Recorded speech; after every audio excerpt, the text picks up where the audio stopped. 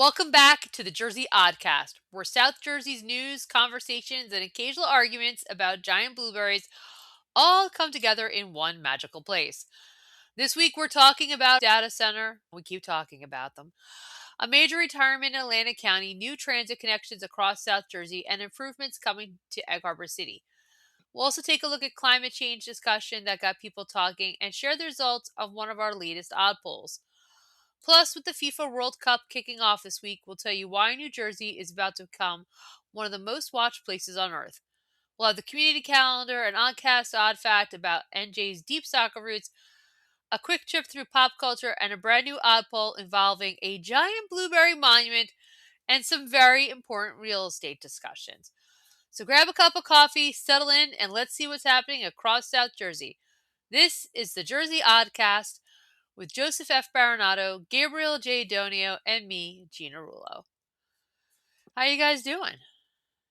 Doing well. How are you? How are you? Yeah, Good. Gabe and I we attempted to go to a Yankees game last week. I know, it was What? Red Sox Yankees, so it made it acceptable for us, Okay. All but it right. got I'm rained like, what are out. you guys? Are you guys infiltrating? What are you doing? Yeah, it got It got rained out, rained out. unfortunately, but we had a great time with Gina's friend Gail, our friend Gail, and we really enjoyed it anyway because it was a special night where we got a chance to sit in a suite at Yankee Stadium, which I've never done. Oh, wow. Yeah, it was Okay. Yeah. NYU night. She's an NYU grad, so Hmm. we got to hang with a bunch of smart people. It was cool. We enjoyed ballpark food, and then they called the game. So yeah. At least you had a good time, even if the game was called. So, Yeah, and then we yeah. found a Yeah. sketchy Uber ride to Penn Station, which was Gabe thought I was a little crazy because our Uber I'm like, wasn't what are you coming, doing? and some random guys, you need an Uber ride? I'm like, yeah, and yeah, so we just did that. Yeah, just jumped in some guy's car we didn't know. It's great. Not that you don't do that every time you get in an Uber, but Yeah, you get in an Uber, you get in a cab. You don't know who you. We've all seen Criminal Minds. That could go south real quick. But yeah. I figured with hey, three of us and Gabe was there, I felt like I'll take my odds. Yeah, okay. I'm dirty. That's great. And you know what? You're here to tell the tale. So clearly, it wasn't an unfortunate decision. No, No. but speaking of telling tales, Joe, what's happening with data centers in South Jersey? Data centers have certainly been a hot topic in Hammonton, but recent events in town, at least, may cool the conversation for a little bit. At the planning board meeting on June 3rd, Chairman William Olivo said that there are currently no pending applications in the town of Hammonton for data centers. He also said that data centers are not a specifically permitted use in any of our zone districts, nor would they fit under any of the current definitions of any permitted uses at all in the town's ordinances. And as such, per the general ordinances of the town of Hammonton, they are not permitted, and a use variance pursuant to that would be needed if they were proposed, which we all knew. Specifically, Olivo said, that sets forth that use is not permitted in any zone of the town unless specifically included as a use or category of use in that chapter in the specific zoned district. So it's not allowed, they'd have to ask permission. Olivo said that council does not have to take any action because they're not permitted, and he said that a specific ordinance prohibiting them or attempting to place a moratorium on data centers does nothing to stop them, and it may open the town to potential liability if anyone were to challenge them. Moreover, he said, even if an ordinance was passed specifically prohibiting them, an applicant can still apply for a use variance, which is the exact same application that a data center would submit now. So essentially, Chairman Olivo said, yes, they're not allowed. They would have to ask permission. We could draft laws saying they're not allowed, and all they would have to do is still ask permission. Now, under New Jersey law, municipalities can designate areas as being in need of redevelopment or rehabilitation and adopt redevelopment plans that function as zoning overlays, and we've seen that before in town plenty of times. The interesting part is that, according to Pinelands Alliance, these plans can permit uses such as warehouses or data centers that would otherwise be prohibited. In such cases, residents within 200 feet are not notified when a redevelopment plan is adopted or amended, and that level of notice is only required later when a specific project application is filed. By then, Pinelands Alliance says, officials can claim that the public is too late to object because the zoning rules have already been changed. And this is one of the reasons why we keep telling people to pay attention to notices, pay attention to council agendas, pay attention to planning board agendas. During the public comment portion at the end of the planning board meeting, residents from Hammonton, as well as Chemung, Nesco, and Mullica, spoke to voice their concerns, seemingly stoked by posts on social media that allegedly stated that there would be a data center application before the board. The board advised the public to get their information directly from official channels and not from unsubstantiated sources on social media. Board Solicitor Joe McGrory went a step further and said that he read that Aaron Brockovich, who has recently entered the national conversation with a website focused on data center reporting, was going to be at the planning board meeting, and he actually polled the audience to see if she was in attendance. She was not. The planning board eventually closed the public comment portion as the topic was not on the evening's agenda. However, during discussion, Olivo said that Buddy Reiser, who was scheduled to appear at the June 22nd meeting of Town Council, you may remember him from last week as the godfather of data centers, he said that he was no longer going to be at that meeting, and I followed up with Mayor Stephen Fragioni on June 6th, who confirmed that the public hearing on data centers was, in fact, canceled.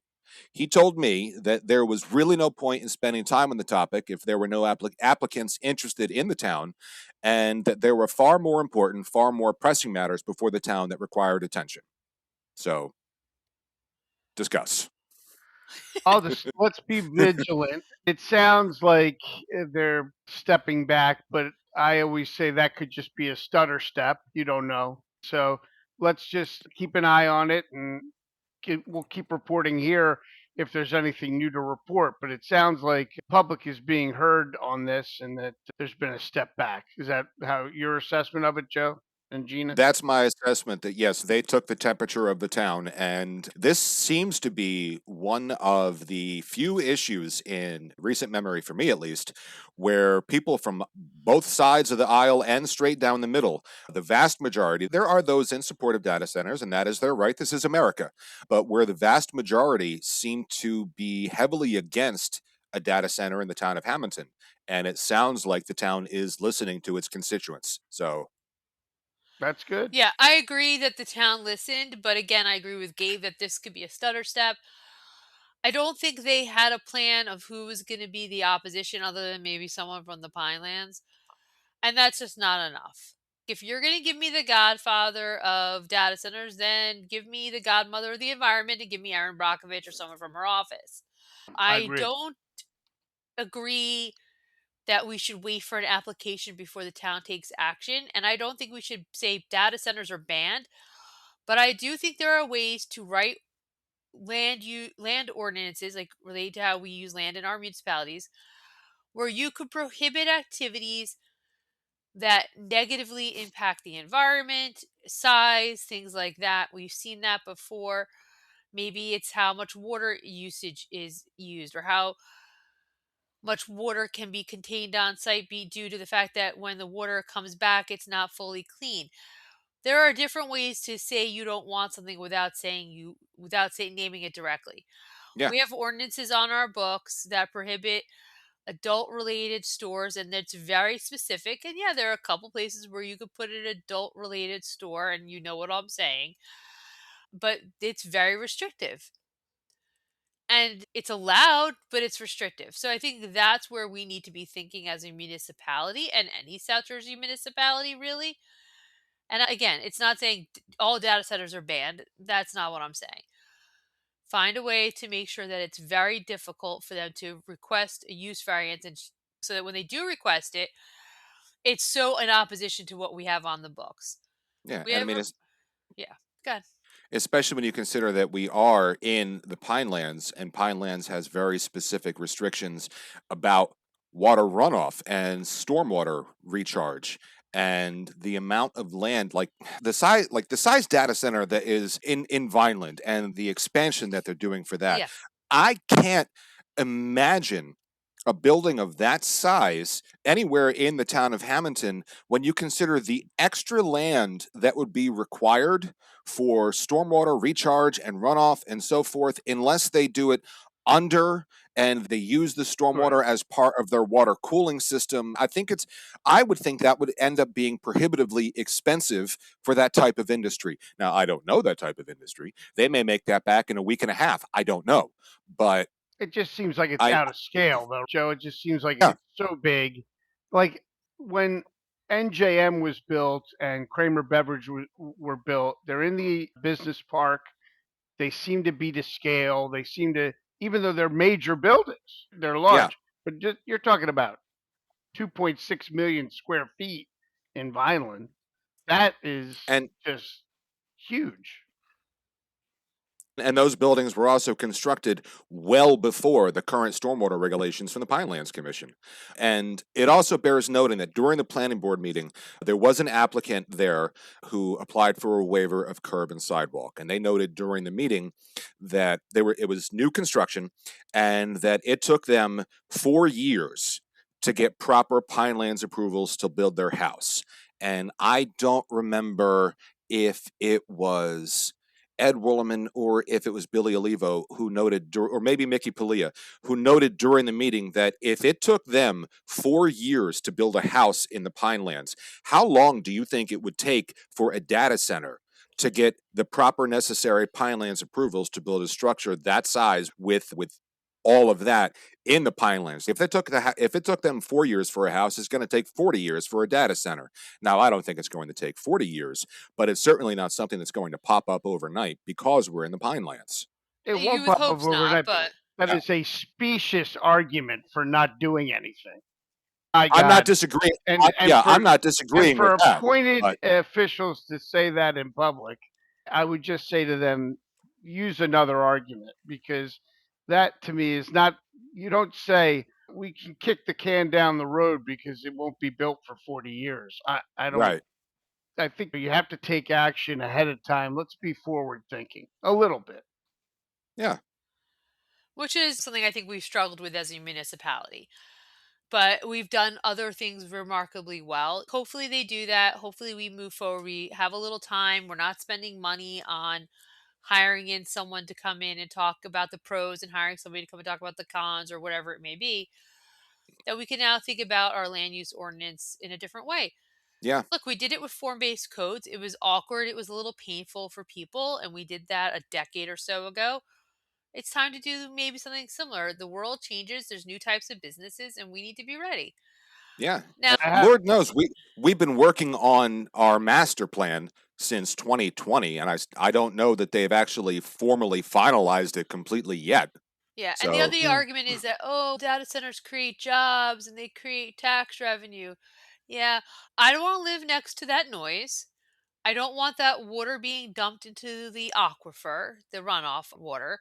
mhm. We can't even put into the stream the treated effluent, which was met federal requirements, but not made set requirements, but did not meet pineland requirements. So we definitely don't want that water anywhere near our aquifer. And I don't think the jobs are enough to offset the potential impact on the environment and its neighbors. So I and feel I like don't, that's a really I don't bad argument too. And I don't think it's their permanent jobs. You can talk about construction jobs, but how many jobs does a data center create that are permanent jobs? Let's talk about Yeah, permanent jobs. When I look at, again, NJM, or I look at Kramer Beverage, these create jobs that are permanent. That, when I say permanent, long lasting, nothing's permanent. yeah, Let's call it long lasting jobs that have been in the town now for decades, because we have NJM here for decades and we have Kramer Beverage here for decades. And there's other existing companies that I could cite as well. It's not enough to just build a building and then the construction jobs go away. I think you need to look at what kind of buildings do you want to build besides warehouses and data centers, to really ratables that create long lasting jobs. Now, are we yeah, spoiled with NJM and Kramer? Sure. But why wouldn't we want four more of those? I want to hear the argument against wanting four more Kramer Beverage or NJM type businesses that are construction jobs followed by long lasting jobs in the town. yeah. No, I agree 100%. And then, okay, yeah, you're talking about a rateable, but there are an awful lot of construction jobs that go for a pilot, which, for those of you who are unfamiliar, is a payment in lieu of taxes. And so that means they give basically a down payment up front, and then they don't pay any property taxes, I think, for 5 years. And they're slowly, what's the word Graduated that up. Thank you. I'm like factored in. That's not it. It's like slowly over time. Like, okay, well, this year we'll pay 10%, and the next year we'll pay 30%. So, yeah, you might get a cash grab up front, but it's a while until you can count on that money in the budget. So again, let's see what happens. Let's not lose focus. I think that everyone would love for us to do that, but that won't be happening. No, we'll keep laser beam focused on the topic because it's a standard operating procedure for government to say nothing to see here, don't worry about it, and then you turn around and 6 months later there's a decision made. Also, where's that $6,500? I'm assuming going to be a council action to rescind that order for the payment. And it was a not to exceed, so Right. technically zero being authorized then would fall under the not to exceed. So I Right. imagine it just doesn't get spent. And at this Okay. point, we're recording this before the June 8th special meeting at council, so hopefully they announce it then that this June 22nd meeting has been canceled so Yeah, that we yeah. can verify that. Again, trust but verify. Yeah. So, listeners and viewers of this cast, do your own research. Make sure that these meetings are not being held or are being held. Be vigilant. Keep an eye on it. Keep an eye on local government.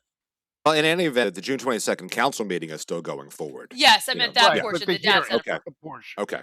Yeah. Yeah. The June 22nd meeting and then this June 8th meeting, which is going to happen after we record. So. Yeah, between record and by the time we air. So there's just that little gappy, but that's Yeah. okay. If you are looking to relocate your home or business to South Jersey, please give Phil Carr a call. That's right, Gina. And as you said, if you're looking to buy or sell your home or commercial property anywhere in South Jersey, call Phil Carr, owner of Crowley and Carr Real Estate. Crowley and Carr is the best place in town to find the best place in town. Call them at 609-561-0505 or go to Facebook or Instagram. So we had news of a major retirement coming out of Atlantic County government last week. What do we got? That's Jerry Del Rosso. He's been there for a very long time and he's being lauded as one of the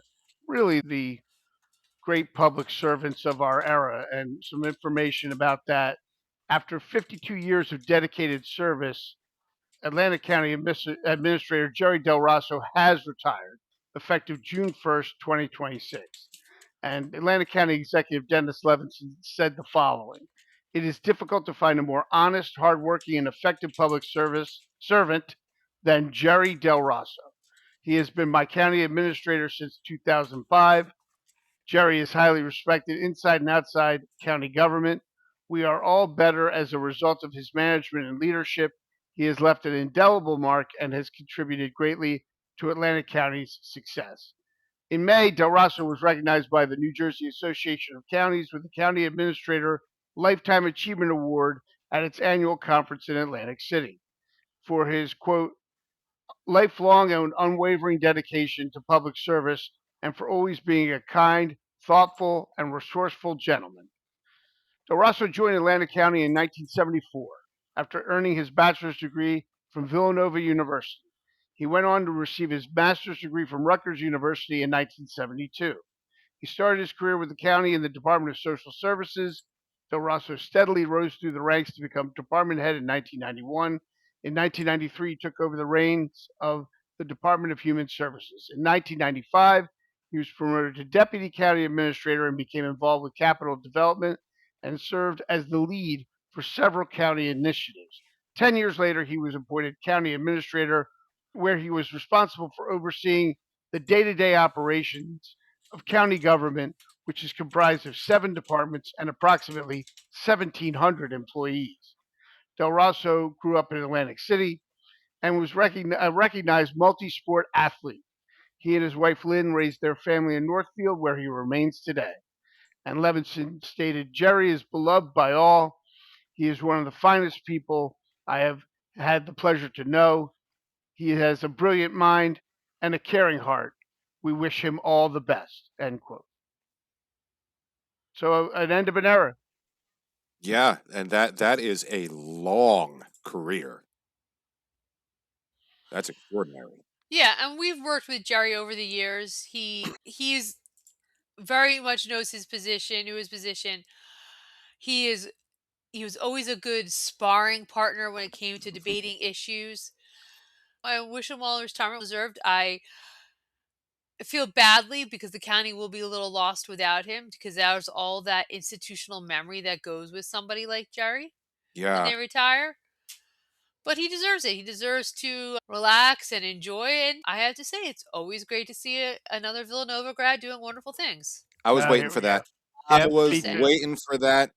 Yeah, it's Gina, Jerry, and the Pope. Yeah. That's Mine right too up there. went there at my college roommate, so that's two more. There's a lot of people who went to Villanova. Yes, we know. Jerry's very capable, and you see the respect that he has engendered over decades of service to the county. And of course, we wish him well in his retirement. Yes. What's happening in Egg Harbor City, Joe? Some news of a man being sentenced? Yeah, lots of things happening at Egg Harbor City. But according to a release from the Atlantic County Prosecutor's Office, on Tuesday, May 26th, Mark Hacker, 47, of Egg Harbor City, was sentenced by the Honorable Donna Taylor to 4 years in New Jersey State Prison, subject to parole supervision for life and Megan's Law registration, on charges of second-degree endangering the welfare of a child, distribution of child sexual assault material.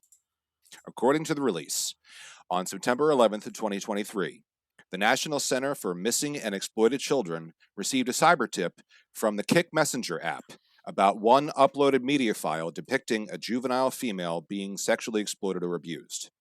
County investigators received that tip and eventually traced the Kick account in question back to the defendant, Hacker. Further investigation found that Hacker shared 10 other media files on Kick depicting similar subject matter, the release said, and investigators recovered a cell phone from the defendant which contained the Kick app, but the files were not recovered from any of his devices. In November of 25, Hacker pled guilty to endangering the welfare of a child, distribution of sexual assault material, a second-degree felony. The release said that at sentencing, Hacker requested the court sentence him to a suspended sentence in lieu of state prison based on medical conditions and this being his first criminal conviction, but Judge Taylor ultimately denied that request and the defendant was taken into custody to begin serving his sentence. This case was investigated by the Internet Crimes Against Children Unit of the Atlantic County Prosecutor's Office, and Assistant Prosecutor Elizabeth Fisher of the Special Victims Unit prosecuted the case. Thanks, Joe. Appreciate that. Always good to see that these issues are being handled appropriately and with the level of seriousness, and it's not just being dismissed. I think that's really important for Agreed. me. Not only that, but if I read the release properly, it sounds Kick itself actually tipped off investigators first, which is nice to hear. So there's that. Yeah, it's good. Yeah. It's good to see them taking responsibility for their Yeah. platform. Exactly. If you need glasses like Joe, Gabe, or I, please head over to Hammonton Family Eye Care. See Hammonton Family Eye Care for routine and medical eye care for all ages, from glasses to contacts to eye exams and more.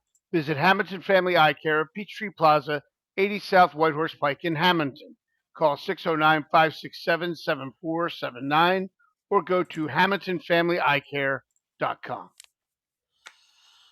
Joe, it's getting easier to move around South Jersey if you are not one for driving.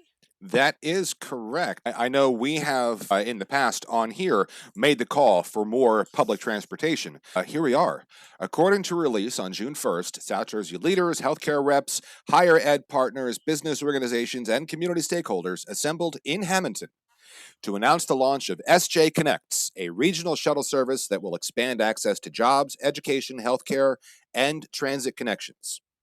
The announcement was made during a press event hosted by the South Jersey Transportation Authority and the Chamber of Commerce, Southern New Jersey.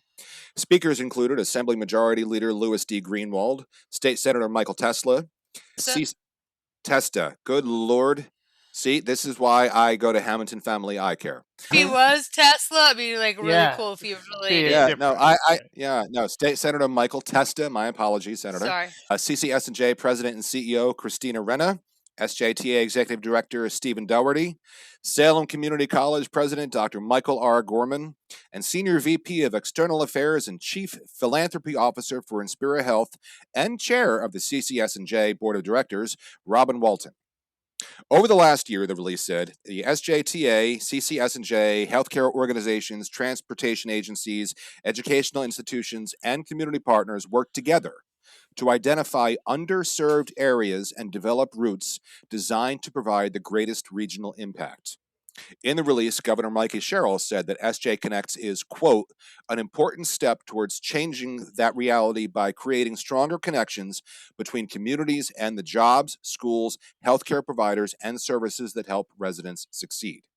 Now, according to the release, SJ Connects will introduce new shuttle routes operating throughout Atlantic, Burlington, Camden, Cape May, Cumberland, Gloucester, and Salem counties. The service will provide residents with connections to employment centers, educational institutions, healthcare campuses, retail destinations, government services, and NJ transit hubs throughout the region, all at no cost to riders during the pilot program. Backed by an NJ Transit $5 million regional investment, the initiative includes a fleet of all-new ADA-compliant 20-passenger shuttle buses, while also funding infrastructure improvements and driver salaries over the next 18 to 24 months. While the pilot program operates, the release said, partners will collect ridership data, evaluate service needs, and continue exploring long-term opportunities to expand the regional mobility service throughout New Jersey. And the success of this program will depend heavily on public awareness and community utilization, with outreach efforts planned through employers, community organizations, social media, and regional stakeholder partnerships. Okay. Additional route information, schedules, and service details are available at sjta.com or by calling 856-227-7571. So if we want this program to continue and succeed, use the program. It's excellent news. It Yeah. really is going to augment public transportation in southern New Jersey, and for it to be free as a pilot program, that's unbelievable. Oh, absolutely. We are in a mass transit desert down here. There are buses that don't go everywhere. There's the train that goes from Philly to AC, okay, but like down around Burlington and down around Cumberland and Salem down there, yeah, we've got like the Route 54 bus, but this is going to be great. This is going to be a game changer. It has the potential for that, absolutely. And we just really need Great to people to see. take advantage of it and use it. So definitely look into it and start using it. Gabe, there's going to be a networking meeting for people who are of a certain faith, correct? Yes, the Catholic Business Network of South Jersey is going to be holding its next in-person meeting at St. Joseph Church of St. Mary Mount Carmel Parish at 226 French Street in Hammonton. And all business professionals are welcome to this event, which will be held Friday, June 12th from 8 a.m. to 10:30 a.m. The schedule is as follows. The event begins with Mass in St. Joseph's Church at 8 a.m., breakfast and networking, which follows the Mass at the Knights of Columbus James N. Rodeo Hall at 226 Pratt Street in Hammonton, a welcome and introductions with a welcome to the Catholic Business Network from Jeff Morris. The featured speaker is Sister Emily Vincent, IHM, Sisters Servants of the Immaculate Heart of Mary. Sister Emily will speak about faith in business. So that's June 12th from 8 a.m. to 10:30 a.m. And it's great again to be the center of attention for another great organization, the Catholic Business Network of South Jersey. Yeah. We just want to be in the middle of everything, don't we? All roads lead to Hammonton. Yeah. I'm fine with that. I'm okay with that. It seems like a Yeah. really nice event, and I would encourage a lot of the business people out there listening to attend. It sounds like it's going to be a great day. Obviously, it has a Catholic bent, but it sounds like good information could be held there at that meeting.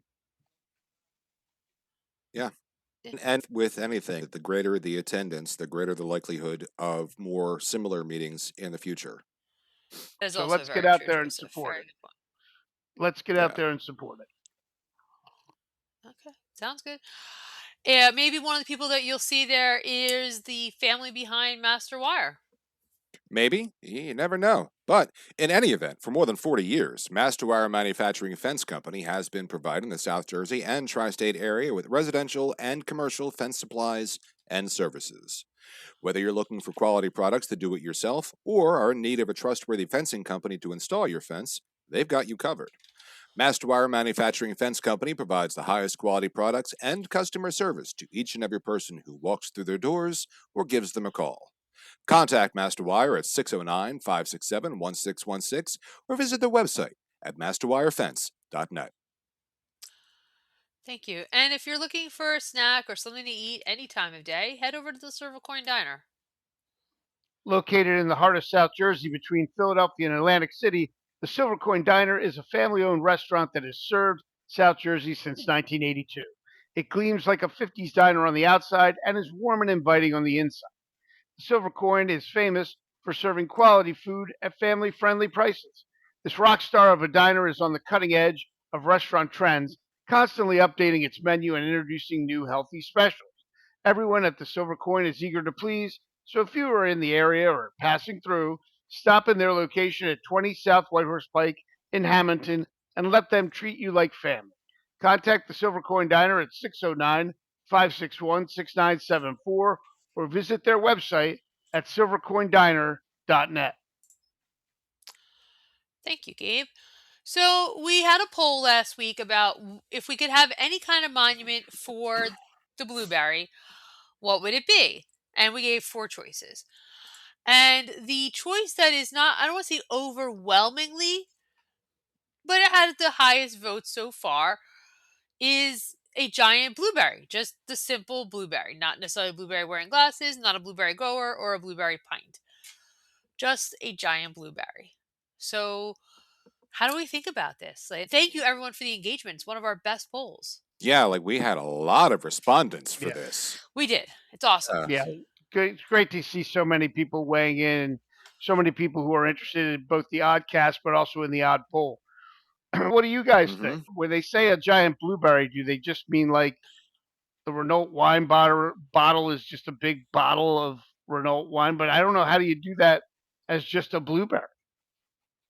They're not perfectly round, so it wouldn't be a sphere, and you kind of have it tilted a little bit so that you can see the crown on the top where the blossom was, so it's clearly identified as a blueberry.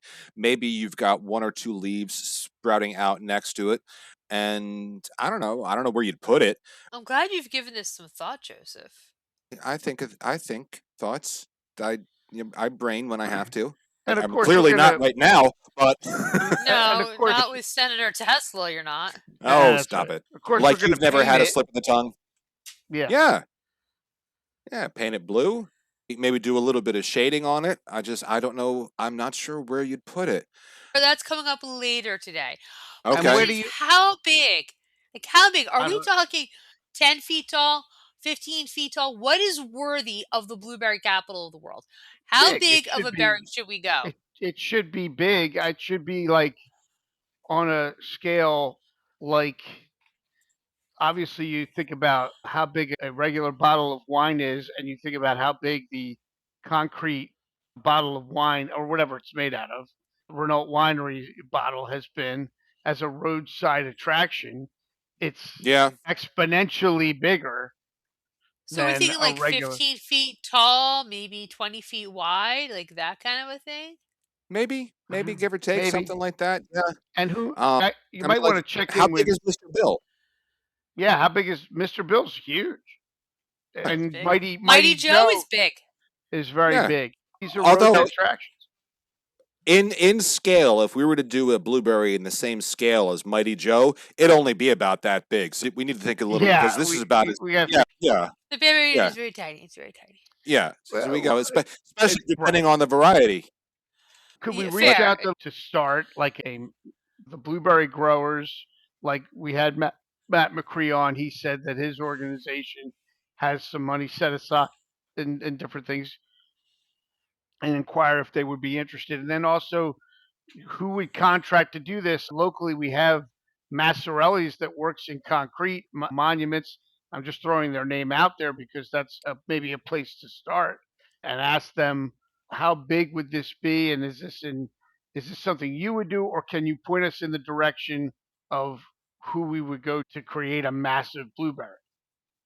I can't imagine that they would it something like that would need some manner of a structure inside of it, and it'd have to be hollow. Can you imagine a 10 by 15 concrete blueberry? How would Well, you even transport it? I don't want anyone stealing it either, so I don't really want it to be lightweight. Yeah, but They that's stole the white horses, or they took them Right. down, or Oh, whatever. yeah, well, the Lord white knows horse from people will the steal blueberry. anything. But But I look, mean, the like a Renault, 10 by 15, I don't think is Mr. Bill hollow. Is the Renault winery bottle hollow, or are they solid? I can't imagine. I don't think Mr. Bill's concrete. I I just, guess I also don't want it to roll down the highway in a storm. yeah. So you'd have some sort of, you'd have it like molded to a base or something, and that's why I said you would kind of have it on an angle a little bit. You'd have the flat end towards the back of the base so it couldn't roll. But I'm not necessarily saying hollow. You could have an iron structure inside and make it prohibitively heavy to steel. But I Yeah. don't And I know also about don't it want them to being be able to solid. dent it. I don't want the blueberry to be bruised. You It know how many doesn't have to blueberries be get made bruised? out of concrete either. Doesn't affect the flavor. It could be made out of bronze, or it could be made out of metal. I don't know. In other I just words, don't want it to be easily damaged. I don't want it to be damaged do, in the weather. I don't want it to be damaged by some yahoos, and I don't want right. it stolen. Do we want it a Now, see, color? Blue. or Like what do I'm we want saying it? Do we? is it is in other words, to get away from the statue or sculpture idea to more of a roadside attraction idea? Is it going to be painted like these other things we talk about, like the Renault wine bottle and like I the don't know. Yes, yes. And and so many of the roadside attractions on Route 66. It needs to be hollow and it needs to be a permanent structure and it's like a visitor center. 10 by 15, maybe a little bit larger. Can you imagine a blueberry like Lucy the elephant or like the giant dinosaurs on Route 66? Something that you can actually go in, but it's shaped like a blueberry. Yes, that's what we should do. Yeah, I think that we're uh, going to maybe we need to talk to the mayor and see if he could put together like a special committee like the other mayor did for the clock. and You like know what they I mean? did Like for the maybe Veterans Monument. we may need something like that, or maybe the growers need to get together and put together some sort of committee, and then we could figure out fundraising and things like that. But this needs to happen in the next 5 years. I think this should be like a goal for 2031, because that would be like a 5 year anniversary thing if Hammonton ends the sesquicentennial was 2016, and so this will be 15 years after that, so it's Well, 165th well, it would anniversary. also be. Would it not also be the 45th Blueberry Festival? You could have it dedicated It that day. would be. It You very know, well, so it if you're absolutely looking would for be. something from, if you say 5 years from now. Wow, Gabe, you are so clever. Thank 5 you. years from now would be 2031, you said. I'm just doing math really quick. Yes. Okay. You were an English major, so I know it's a little Yeah, hard. that would be the 115th anniversary of the cultivation of the blueberry. Look at that. We could There make you that go. work.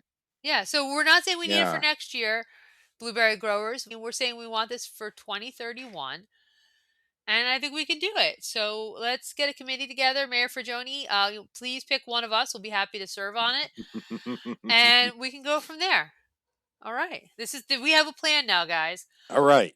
Speaking of Sounds a good. plan, you are going to need a plan to deal with traffic if you're going to be in North Jersey or near Philadelphia in the coming weeks because of soccer. And look, Hammontonians and people from this area are used to dealing with soccer traffic because of the amazing tournaments at Ducko Turf Farm. This is just Right. on a bigger scale. This is just bigger. A little bit. A little A bit. little Little bit. bit. Yeah. It's, I would say, exponentially bigger. Okay, whatever. Here's the deal. If it feels like the soccer world is suddenly paying attention to New Jersey, that's because it is.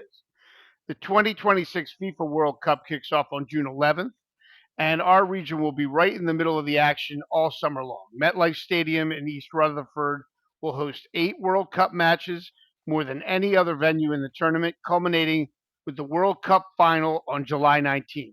Just down the road, Philadelphia's Lincoln Financial Field will host 6 matches, including a round of 16 knockout match on July 4th, tying one of the world's biggest sporting events to America's 250th birthday celebration.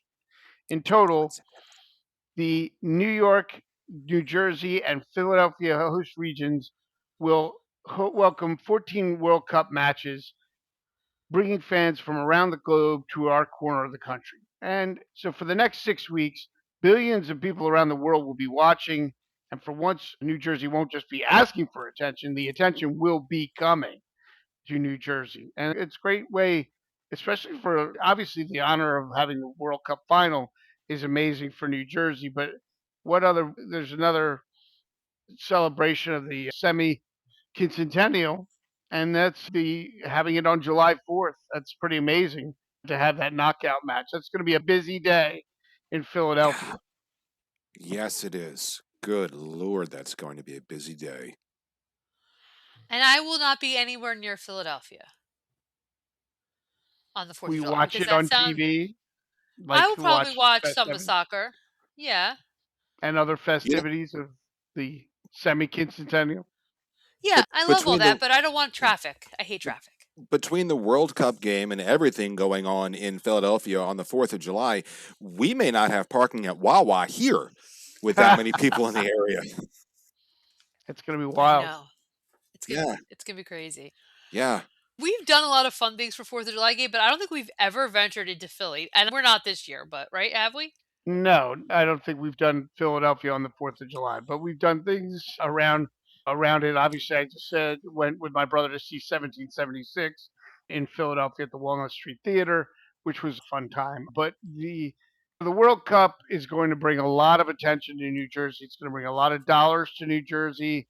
It's going to bring a lot of prestige to the area. And what's really important is, I think, for people is this is the sports tourism that's involved between East Rutherford and Philadelphia is going to bring a tremendous amount of attention to this state. Yeah, global attention, which is not something we normally get with sporting events. So, No. So let's see what happens. Whether it's for your home, your business, or your automobile, you need insurance. And when you do, you should call Michael DeRose at Diversified Insurance. yes, you should see Diversified Insurance for all your commercial and personal insurance needs. They are a value added firm. They provide unsurpassed service, consult with you to determine your needs, and offer you a choice of insurance plans and programs. They are a value hunter who can find the best combination of coverage, service, and price. Contact them today at 609 567 7771 or visit their website at diversifiedinsuranceofnj.com. Thanks, Joe. And sometimes you want a tasty snack. So who do you go to? Or maybe you're making a great meal. Where are you going to go? You're going to go to Bagliani's Market, right on 12th Street. Bagliani's is, as you said, right on 12th Street. And at Bagliani's Market, they always say, we treat our customers like family. With a variety of custom cut meats, farm fresh produce, delicious cheeses, a full deli, and more, Bagliani's Market has something for everyone. They are famous for their wide variety of authentic Italian specialty products. Try their Italian bread and rolls, prepared foods, and homemade pasta. Follow their social media for weekly loyalty reward promos. Bagliani's Market is located at 417 12th Street in Hammonton. Call 609 561 0693 or visit Facebook and Instagram for more information. Thank you. Egg Harbor City is going to be having some improvements done to its building, correct? Yes, the Egg Harbor City Municipal Building, located at 500 London Avenue, is undergoing renovations. According to reports, the city was a recipient of a $400,000 state grant to upgrade facilities to ensure compliance with the Americans with Disabilities Act. Improvements include replacing bathrooms, doors, and service windows with lower counters to ensure anyone in a wheelchair can easily conduct business. The counter on the dais in council chambers has already been replaced, and a ramp leading up to the dais is under construction. The work, as it's being done, will be done to room to ensure access for all during the construction period. Very worthy That's good. improvements, very needed, and Yeah, I love to see it happen. It's so important. And ADA accessibility is important, and that means different things for different people. So it sounds like they're looking to accommodate different people's ranges of motion and abilities. yeah, no, absolutely. Any building that is not compliant, that can become so, needs to. And Yeah. if it's done with a state grant, makes it even better on the local taxpayers. Yeah. Yeah, we wish them the best of Gabe, luck let's with all talk their climate projects. and Yeah. let's talk climate change at Egg Harbor City. Not that they Yeah, have it different than sustainable. we do in other parts of South Jersey. Let's just talk climate change. They're doing some different things, and Sustainable EHC, the city's green team, will host a special meeting for the public 6 p.m. Tuesday, June 23rd, to discuss the findings in the draft climate change related hazard vulnerability assessment conducted by community planning consultants at J. Caldwell and Associates LLC. Egg Harbor City was one of 8 New Jersey municipalities to receive a no-cost technical assistance grant from Sustainable Jersey to complete the assessment. City officials have been meeting monthly with consultants to identify strengths and weaknesses and strengthen resilience to climate-related hazards such as excessive heat, flooding, and wildfire. The grant was funded through the New Jersey DEP's Resilient New Jersey program. Residents are encouraged to attend the meeting to provide input on how climate changes are affecting their property and health. Findings of the final report will be incorporated into the city's master plan. Egg Harbor City has always been defined by its strong sense of community and resilience.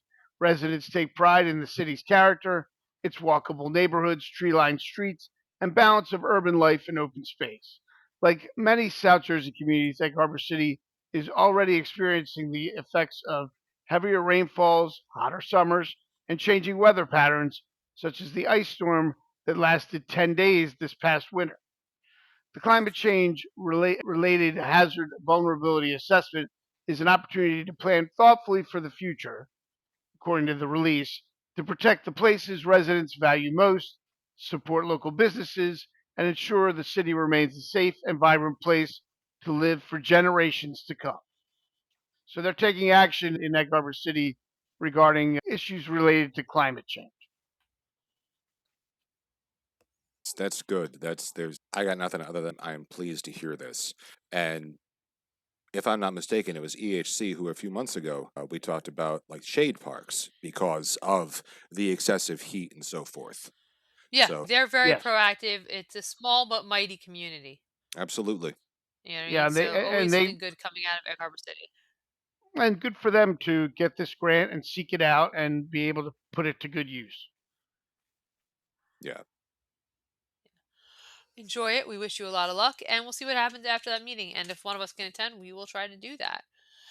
If you're having a major event in your community and you need porta pots, or maybe you need to have your septic looked at your home or business, give Demeglio Septic and Quality Sanitation a call. Yes, because Domiglio Septic and Quality Sanitation are here for a variety of services, including septic pump out, grease trap service, high pressure jetting, portable toilets, and more. Call 609 561 3597 or go to DeMaglioSeptic.com for Demeglio Septic, or call 609 561 4666 for quality sanitation.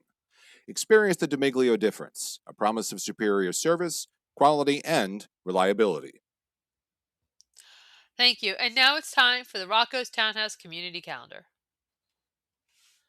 Rocco's Townhouse prides themselves on being a spot where everyone can meet and eat. Delicious appetizers, burgers, entrees, and more, along with a full bar and plenty of craft beers on tap. Remember, everyone meets at the Townhouse, 21 North 3rd Street in Hammonton. Call them at 609 561 9384 or visit roccostownhouse.com. And now the Rocco's Townhouse Community Calendar. Looking for something fun to do around South Jersey? Here are a few upcoming events to mark on your calendar. On June 13th, celebrate 2 great causes at Summer Sips and Feathered Friends from noon to 3 p.m. at Autumn Lake Winery in Williamstown. This free fundraiser helps support Freedom Center for Wildlife as they celebrate 20 years of service. Enjoy a relaxing afternoon while supporting local wildlife rehabilitation efforts. On June 20th and 21st, get ready for big air and bigger horsepower as the Renegade Monster Truck Tour rolls into Miller Farms Arena in Berlin. Shows begin at 12:30 p.m. both days and promise plenty of family-friendly excitement. On June 23rd, tap into your creative side during a paint lesson at Lavender on the Bryn in Berlin. The event runs from 6 p.m. to 8 p.m. and includes supplies and instruction. No experience necessary, just bring your imagination. On June 25th through the 27th, head to Paradise Lakes Campground in Hammonton for the fourth annual Into the Pines Festival. Enjoy 3 days of live music, local artists, food vendors, camping, workshops, yoga, kayaking, family activities, and much more. On June 26th, the Hammonton Community Market returns behind Casciano's and Kitchen 19 from 5 p.m. to 8 p.m. Browse local artisans, enjoy live music, discover farm fresh finds, and support sustainable local businesses. The Rocco's Townhouse Community Calendar is proudly sponsored by Rocco's Townhouse in Hammonton, where good food and good company always come together. If you have an event you'd like us to consider for a future calendar, send it our way. Thanks, Gabe. It's our pop culture moment now. And as you all know, I was very excited about the new Taylor Swift song that came out for Toy Story 5. I'm not really that excited about Toy Story 5, but always happy to get some new Taylor Swift music. Did you guys listen yet or no? No. I heard it. Yep. I did not listen to it. I am aware that there was one that came out, and I understand that it's a little bit of a return to more of her country roots, and there Yeah. is a very adorable video attached to the song. It I have is. not listened to it yet. No. Okay, so it's I Knew It, I Knew You. It's about Jessie, the cowgirl from Toy Story. It's a very sweet, it's a nice song. It has a good beat. It's catchy. It's a good Taylor Swift pop song. Hmm. But it's a major thing in the sense that Disney and Taylor Swift doing a song together, it's a big deal. And so the internet went crazy. And there were all the Easter eggs that were part of it, clouds and a countdown. And so her fans, I'm a fan, but then there are her fans. They were very rabid and on it, and they were deciphering clues, and it's cool. But it's exciting to see. And now I'm going to go see Toy Story 5 just so I could hear the song in the movie. Now, Oh, would you that's good. say that this is as big of a collaboration as when Disney landed Elton John for The Lion King? Because that was pretty Ooh. big. That was Yeah. huge at the time. And then they got Phil Collins for Tarzan, but okay, that man would write a jingle for money for anything. That wasn't nearly as big, but Poor Phil. Come on, the guy's sick. yeah, but no, I'm just saying that guy has been like a dependable source of music for 50 Oh, years okay. until he got sick. But like he's not in the same, not quite in the same pantheon as Elton John. Elton John is royalty, and like Phil Collins is the working man, if that makes sense. Yeah, it makes sense. You're Like gonna we love stop. Phil Collins, but like it's Elton John. Now is the same thing is Taylor Swift as a get for Disney? Is that bigger?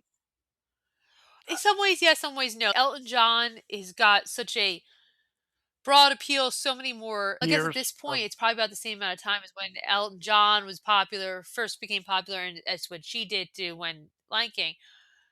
In some ways, I feel like this is more like Lin Manuel Miranda level. Okay. I don't know, but it's exciting. It's good to see. If we stick with the music theme, Jay-Z recently performed in Philly Mm-hmm. and that was a huge deal. And he was at the Roots picnic, and it was like his biggest return to the concert stage, and it was a 90-minute set, a new hairstyle, all kinds of things. It was mostly a cappella too, wasn't it? Yeah, I think so. I Yeah. think Joe that you're right. It was pretty wild. A lot of discussion internationally about this.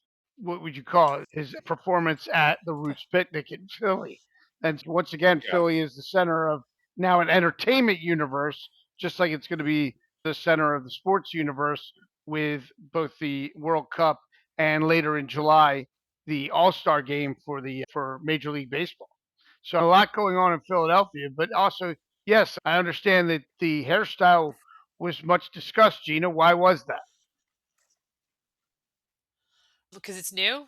And I Okay. thought we were going to talk more about the freestyling. I don't know why the hairstyle is new.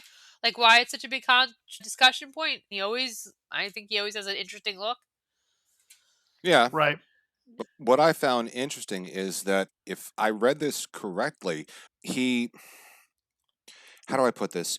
Especially with rap freestyling, I don't know what the proper word would be. But you got beef with somebody, you take it out in lyrical form.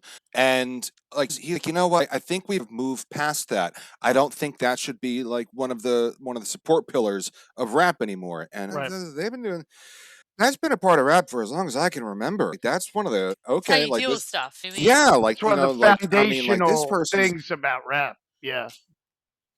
yeah, like rap battles, they've been around forever. What do you mean? Like we should move away from this? Are we gonna stop singing about like blue jeans and tractors and country music? What are you doing? Yeah. It's what it is, or a big part of what it is. It is. It's a major ingredient. Yes, and it's fun. Mm. yeah. I guess the discussion about his hair was the fact that he combed out his locks, and I guess that people were surprised that you could do that. I don't really know much about go from locks to combing them out, but he's go for it, man. It's a new look, new year, new you. I don't know. Maybe he's got things going on. When women cut their hair, do something drastic with their hair, maybe there's something else going on in his life. Maybe that's what that's about, Gabe. Is that what you're saying? Because I you don't always say know. that about a woman. Well, When you see I'm a just, female, I guess, you say tying it when you see one of together. our friends cut her hair, you go, "Oh, what's going on Yeah. in her life?" What's going But on? that's I usually do. when they cut their own hair. Yeah. Yeah. Good luck putting the two things No. together. Putting the new two things together. New hairstyle, new freestyle. That's a lot of new style. I think it's a guy who's For a guy who's retired a basically. few times. That's what I'm saying. It seems like are you trying to find your way and create something new because maybe you realize you can't keep doing the same thing as you get older. You have to change with the times and or try to affect change. So maybe that's what he's trying to do. I don't know. Yeah, we'll see what happens. In Yeah. sad news, British actor Anthony Head, best known for his work on Buffy the Vampire Slayer, Ted Lasso, and others, died at the age of 72. He was best known, at least for me, as Giles on the Buffy Giles. the Yeah. Vampire show in the late 1990s. Yeah. Sarah Michelle Gellar, who was Buffy on the show, wrote, "Thank you to Daisy and Emily, who not only shared their dad with me, but with the world." And I loved him on Buffy. He was such a great character on that. Mhm. And this was very sad to see. And just 72, pretty young. And he Yeah. was great in anything that he did. He's in one of my favorite Doctor Who episodes, Class Of Reunion. course. There are 37 British actors, and all of them get their turn on Doctor Who at some point. But that was the one in 2006 where the Doctor reunited with Sarah Jane Smith, and he was the main alien bad guy in that. He was great, and you trusted him as Giles on Buffy. He just engendered such trust and confidence, and he was constant, and he was my favorite character. Yeah, and she's on the record as saying she's not doing well because they had such a great relationship. And does anyone remember him as the guy in the Nescafe commercials? Because there was a long running Nescafe commercial with him and a woman, and he was one of the, it was a very popular commercial of its era. Yep. We're digging back way back, but he was the guy. I don't know if you guys do that. Yeah, we're going back a little bit. Yeah.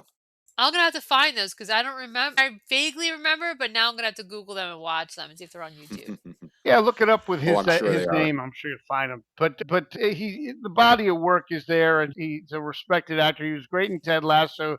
There's a great darts scene in Ted Lasso with him as the big bad guy and the former owner of the Yes. soccer team, and it's just television, I think, at its finest. So it was good stuff. He did a great Yeah. job. That is a good. I know exactly which clip you're talking about. Yeah, Yeah. great So, stuff. Joe, what are you drinking your drink out of this afternoon? As always on the podcast, I am drinking out of my official Jersey Oddcast mug, as is Gabe, and you're probably drinking out of some store brand something because you It's just just a plain that's old bottle of water, yeah. oh, I'm the odd if one out. If I you mean, like, get a Gina, mug.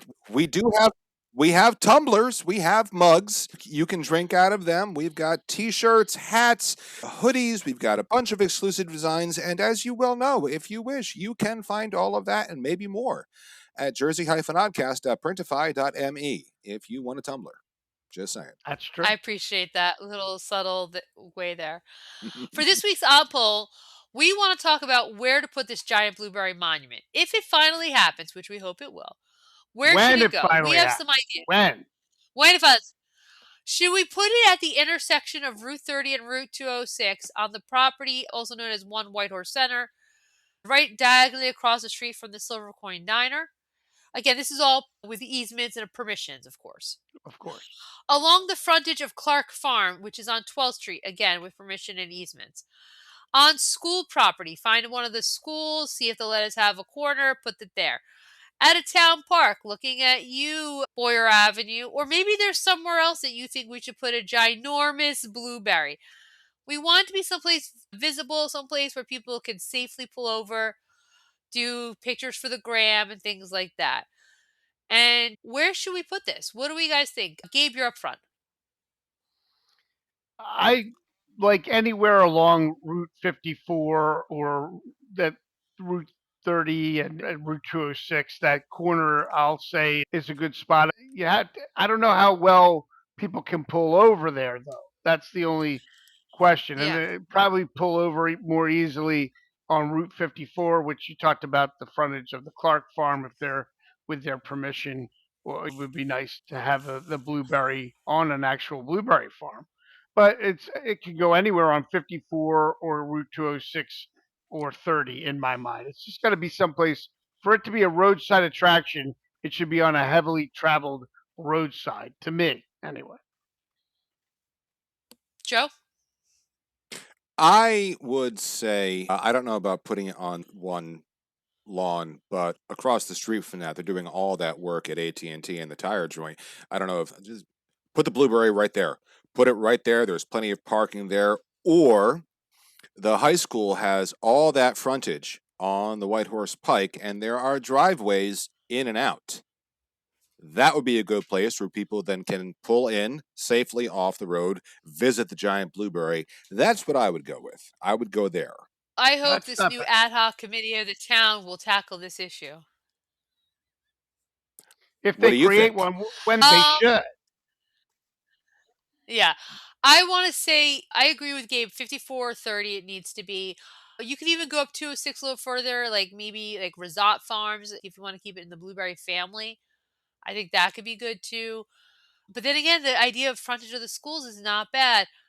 I don't know. I loved Russell Clark. He was such a good guy. I'd love to see it on his farm just to keep his legacy alive. That could be a nice tribute for him and his family going forward. Yeah. Like those There's could there's work for me there's too. different spots. There's also the Red Barn. Don't leave that out. Oh, I You can can't. put it No, over Mrs. there. Penza, no. Yeah. No, Ms. Penza So would we want to be, hear yeah.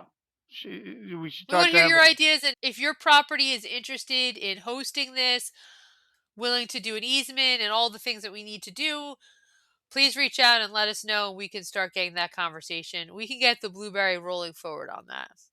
Yes, good If way your to put it. business is in need, thank you. If your business is in need of dumpster service, please call the Grasso family of United Roll Off. Looking for fast, reliable dumpster service? Call United Roll-Off Service and Recycling LLC, family owned by the Grasso family and proudly serving South Jersey since 1999. 3 generations strong, United Roll-Off is your local solution for household cleanouts, construction debris, concrete, and yard waste, with 11, 20, and 30-yard dumpsters ready when you need them, serving Hammonton and all of Atlantic, Burlington, Camden, Cumberland, and Gloucester counties. They've got the size, service, and local touch you can trust. Visit them at 735 Wiltsey's Mill Road, Hammonton, or call 609 561 8287 to get started today. United Roll Off, local, loyal, and ready to haul. Long before soccer became one of the world's most popular sports, the game had already taken root in New Jersey. The town of Kearney, often called Soccer Town, USA, built its soccer tradition through generations of Scottish, English, and Irish immigrants who brought the sport with them while working in local factories and mills. In 1885, Kearney hosted what is widely regarded as one of the earliest international style soccer matches ever played in the United States. More than a century later, the town produced three key members of the U.S. men's national team's memorable 1994 World Cup run: John Harkes, Tony Meola, and Tab Ramos. Today, North Jersey remains one of the nation's soccer hubs. The region is home to Major League Soccer's New York Red Bulls and New York City FC, as well as Gotham FC, one of the National Women's Soccer League. Between Sports Illustrated Stadium in Harrison and major venues in New York City, the area continues to host top-level professional and international soccer matches, just like the World Cup, as we mentioned. From factory workers kicking a ball after a shift to professional clubs competing on the national stage, New Jersey has played a major role in the growth of soccer in America. And that is your Oddcast Odd Fact for the week. It's interesting. And I learned something today. We know soccer has this enormous pull now. The last 2 decades, especially, I think it's come on, and we see at Tuckahoe Turf Farm the soccer tournaments and thousands of people descending on Hammonton for those soccer weekends. So I think there's a lot to be said for soccer. Its prominence as a sport now. Major League Soccer to me is now right up there with the other leagues. It's close to hockey, baseball, football, and basketball. It's not quite there yet, but I think it's closer than it's ever been. What do you guys think? No, I'll agree with that. I think soccer has really more thrived on like the younger levels. I don't know if people so much care about the mass appeal of a major league soccer, but youth soccer, high school soccer, that's been rabid and popular since we were in school, at least. Traveling soccer, I don't know why our country is behind the rest of the world with the appeal of Major League Soccer, but I do agree that it's getting up to that level finally. But Yeah, it's exciting to see. We'll see what happens the next couple weeks, over the next 6-7 weeks. And hopefully we'll have some numbers and we can report back. yeah. Okay. Joe, what is the weather going to be like this week? Why do you do that noise?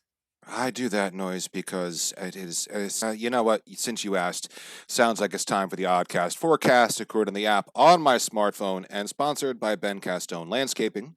Call Ben Castone for all your landscaping needs at 609-561-3452. They're here to keep your yard looking great no matter what the season, no matter what the weather, no matter what the temperature. And I made that noise because Mother Nature is back on her nonsense again for the next several days.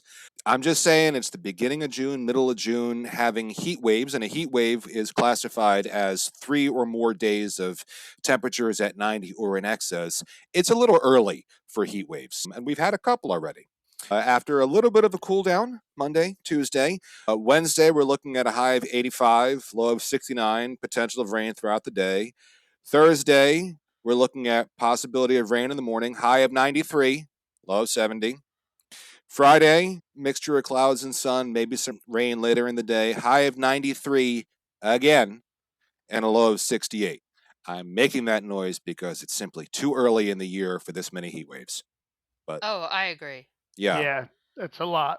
Makes That's me a an lot. indoor. It makes me an indoor cat. That is for sure. yeah, Yeah. okay, I'm glad we had a spring. I appreciated that, but can't we have some Mhm. days where it only gets in the 80s? Can't we do that?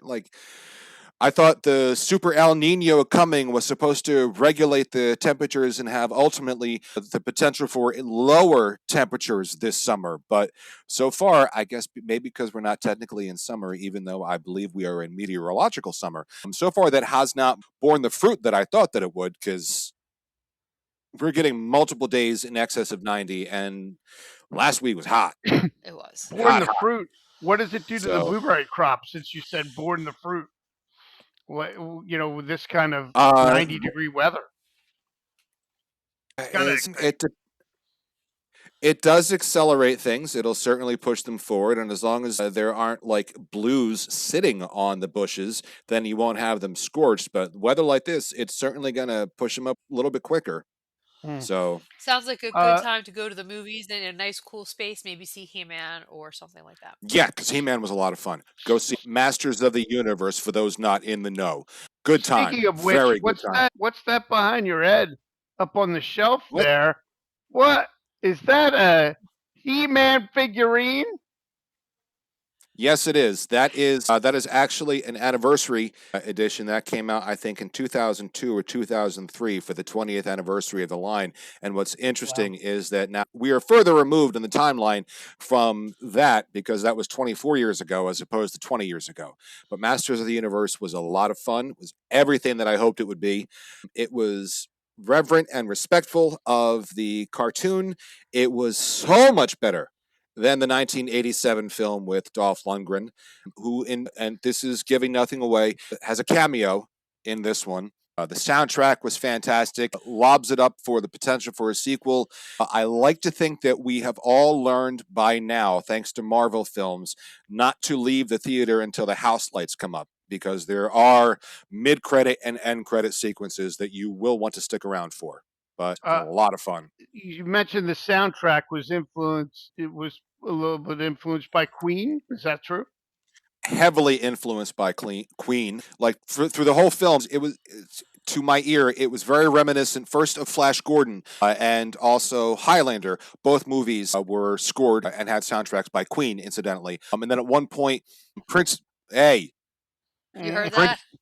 Princes of the Universe, which was the theme for Highlander, played, and I'm like, man, this is really heavily Queen-influenced soundtrack. And then at the end, there was like this heavy Queen guitar, and then Brian May's name was in the credits. Brian May, for those of you who do not know, member of Queen. They got that guy to work on the soundtrack, and it's just 80s fun in a bun. It is a good time all around. Nice. Good. I'm glad you had fun. That is good stuff. So go see Masters of the Universe, and then if you're feeling up for it, go hit up Toy Story the following week, maybe. Okay. Well, thanks everybody for a great episode. You'll catch us next week on the Jersey Oddcast with more chaos, community, and commentary. And you can find us online, jerseyoddcast.com. You can call us, give us a ringy ring or a text, 609-444-6178. Shoot us an email, jerseyoddcast@gmail.com. Find us on Facebook, TikTok, Instagram, and Blue Sky. And as always, anywhere you stream podcasts or YouTube if you like to watch us on video.